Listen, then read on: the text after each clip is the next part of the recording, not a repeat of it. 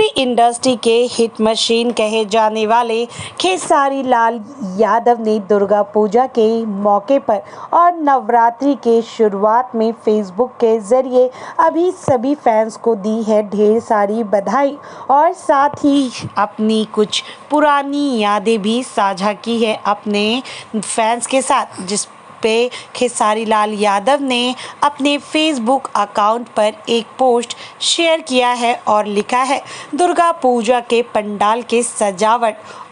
मौसम में ठंडा के दस्तक और हर चौराहा पर माई के गाना लगातार नवरात्रि आ गई, माँ के स्वागत करी प्रेम से बोलो। और साथ ही खेसारी लाल यादव ने शेयर की है पंडाल का बनता हुआ एक खूबसूरत सा तस्वीर। अब ऐसे में खेसारी लाल यादव की ये पुरानी यादें और फैंस को कितनी ज़्यादा आई हैं पसंद, ये आप हमें कमेंट बॉक्स में लिखकर ज़रूर बताएं। साथ ही चैनल को सब्सक्राइब करना बिल्कुल भी